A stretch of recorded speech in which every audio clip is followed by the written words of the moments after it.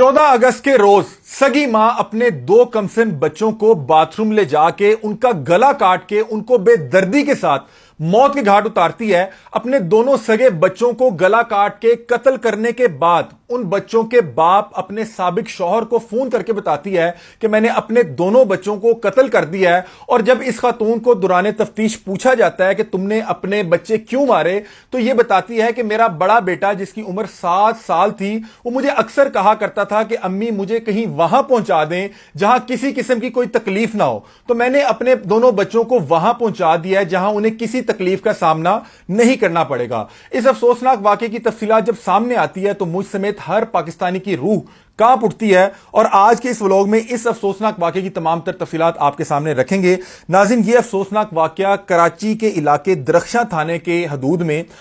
Defence phase 6 का इलाका है, वहां पे पेश आया। और एग्जैक्टली अगर बताएं तो स्ट्रीट नंबर 10 और जो बंगला नंबर 2 है वहां पे ये वाकया हुआ। ये जो बंगला जहां पे ये अफसोसनाक वाकया हुआ वो 3 या 4 फ्लोर पे मुहित है। ये जो खातून थी ये उस बंगले के फर्स्ट फ्लोर पे रहती थी और इस खातून का नाम अदीबा है। इस खातून की शादी 9 बरस पहले गुफरान नामी एक शख्स के साथ होती है और उसके बाद अल्लाह ताला इन्हें 2 जो है बच्चों की नेमत से नवाजता है। इनके बड़े बेटे का नाम जरार था जिसकी उम्र 7 साल थी और इनकी छोटी बेटी का नाम समिया था जिसकी उम्र 4 साल थी। तकरीबन इनकी शादी 8 बरस चलती है और पिछले साल सितंबर 2024 में जो है इन दोनों के मामलात खराब हो जाते हैं और इनकी शादी टूट जाती है। इन दोनों के दरमियान तलाक हो जाती है। तलाक के बाद अदालत में जब ये केस जाता है तो अदालत जो बच्चों की हवालगी के हवाले से फैसला करती है तो वो ये जो दोनों बच्चे थे जरार और समिया उसकी हवालगी इसके जो शौहर जो बच्चों का बाप था उनके सुपुर्द की जाती है और उसको तंबीह की जाती है कि वो वक्तन फवक्तन जो है इन बच्चों को इनकी वालदा के साथ मिलवाया करेगा। अब इस खातून के हवाले से क्लेम किया जा रहा है कि शायद ये कोई जहनी